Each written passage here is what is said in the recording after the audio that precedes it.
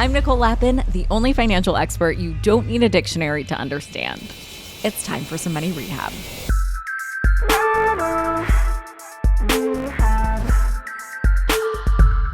You've probably heard at the end of the ads for this podcast a message like Robinhood Financial LLC member SIPC.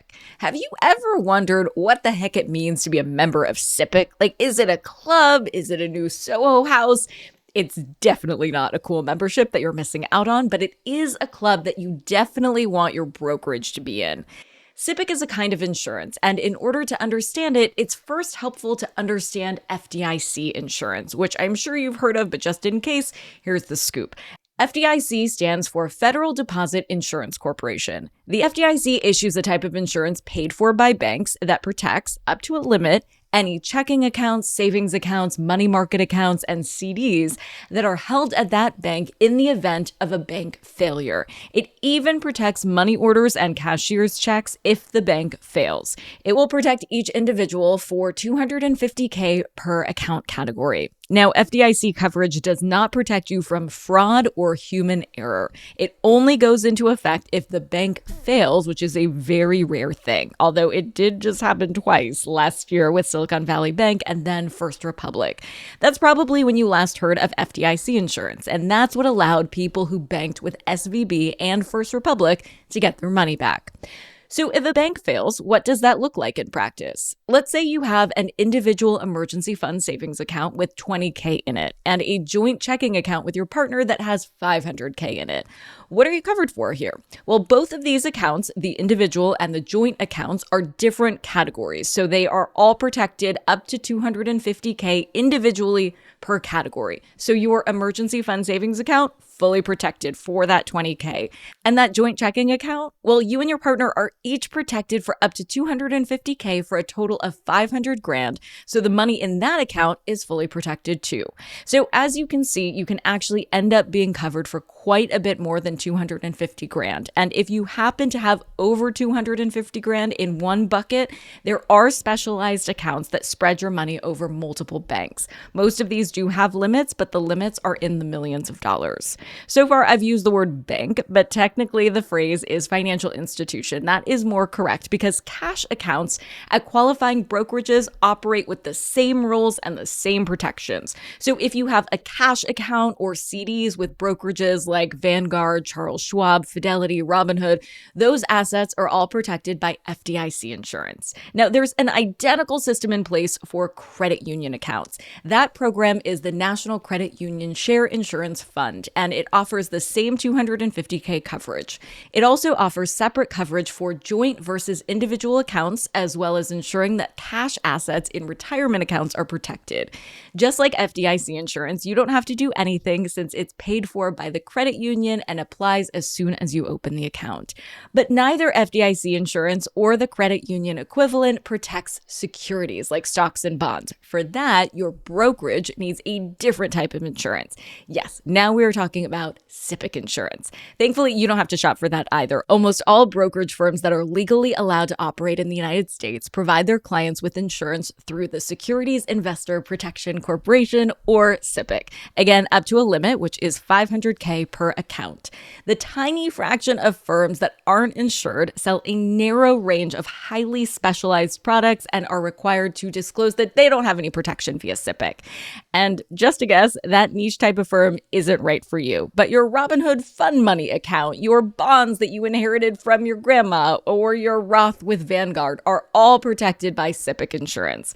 Of course, I'm just filling in the blanks with these brokerages. You can keep your stocks wherever makes you happy, so long as it's a SIPC-insured brokerage. The Securities Investor Protection Corporation was created in 1970 by an act of Congress. Like the FDIC, it's made to insure failing brokerages. If a firm fails slowly, it has time to shut down consumer accounts and transfer all assets elsewhere. Once all customers have custody of their accounts, the firm will liquefy or sell off their assets and pay off their debts. However, if a firm is poorly managed, SIPC will step in and take over the books. Historically, SIPC insurance rarely ever gets used. Usually, consumers can be made whole just by returning their assets to their custody. In rare cases where customers' cash and securities cannot be located, SIPC will cover them for up to $500K. Just like FDIC insurance, different categories of accounts are insured separately. Also similar to FDIC insurance, SIPC insurance makes a distinction between your personal account and your joint accounts. So you could be protected for up to $500,000 on your personal account and then separately for another $500,000 on your joint account. But unlike with FDIC insurance, joint accounts are only protected for $500K per account, not per person. For example, if you are a baller and you and your partner have a joint Roth worth $1 million, that whole account is covered for only $500,000. Now, SIPC insurance only applies to losses that result from custody issues for failed firms. It does not protect you if you sell a bad investment or those investments go down in value. It also doesn't protect assets from theft by outside parties, and it doesn't protect commodity assets or crypto. Speaking of which, you can buy crypto insurance, but you have to pay out of pocket for it.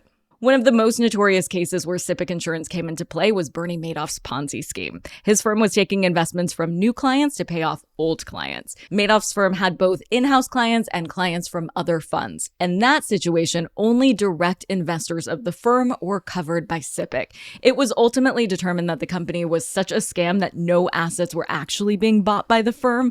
Clients thought they had accounts that were making 40% annual returns, but sadly, they did not. It was all made up. So SIPC insurance only covered the cash investors deposited in the firm, not these imaginary fugazi profits.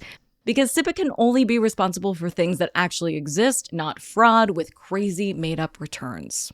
If you want to check if your brokerage has this type of insurance, you'll be able to find it on their website. It should be all the way down at the bottom of the page with the careers, contact us, other disclosure information that's listed there. So it's all the way down there with the legal disclosure stuff. Keep scrolling. You can also always Google it. Welcome to 2024. For today's tip, you can take straight to the bank. If you or someone in your family has a safety deposit box, the contents are not insured by the FDIC. You need to buy separate safety deposit box insurance. Only a few companies offer it, and your bank might be able to tell you who they recommend. Money Rehab is a production of Money News Network. I'm your host, Nicole Lappin. Money Rehab's executive producer is Morgan Lavoie. Our researcher is Emily Holmes. Do you need some money rehab? And let's be honest, we all do. So email us your money questions, moneyrehab@moneynewsnetwork.com, to potentially have your questions answered on the show or even have a one-on-one intervention with me. And follow us on Instagram @moneynews and TikTok @moneynewsnetwork for exclusive video content. And lastly, thank you. No, seriously, thank you. Thank you for listening and for investing in yourself, which is the most important investment you can make.